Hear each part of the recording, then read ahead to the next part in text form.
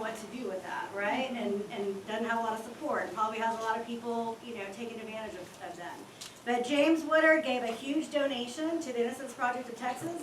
He became a big advocate, for wrongful convictions. He fought in Austin to try to get legislation passed that would make wrongful convictions harder, or easier to prove and harder to happen in the first place.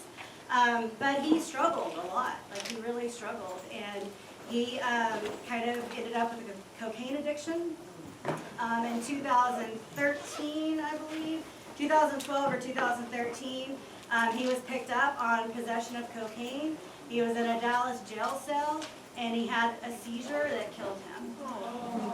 So he died in the Dallas jail cell. So I believe that had a lot to do with all the trauma of being wrongfully convicted. Of course, that's no evidence of that. But so there's a lot of injustice here, right?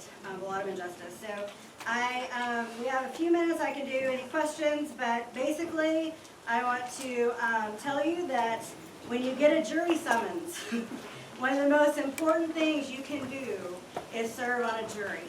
A lot of people, when they get a jury summons, they try to find ways to get out of it. They're like, okay, I can't get out of work. One of the most important things you can do is to be a check on our judicial system, because mistakes do happen, but the jury is mostly in control of these not guilty and guilty verdicts. So please serve your community in that way and take your jury summons seriously, and please follow through with them. Okay? All right, are there any questions? Yeah. I'm not sure if it was mentioned, but was there any physical marks on it? When they ended up with him, Nope. scratches? No physical evidence whatsoever. Yeah. Nothing.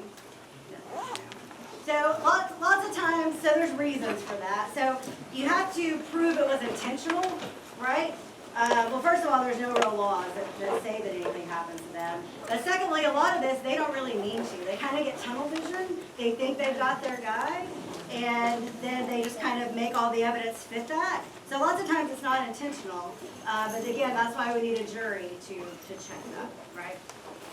Why was he allowed to do the second RP trial if he was already on the first one? Doesn't that show bias towards him? Well, so the second trial was to try to see if he could get a new trial, and he didn't get a new trial. Yeah, so why was he allowed the same judge? There's just no rule against that, so it's just kind of, it went to him again. Yeah. So even after all this time, you're looking for that really? No, because there was no DNA to match the people that we think probably did it. So there was no DNA, to see if they were the ones. We think probably, they were, but we can't say that 100%.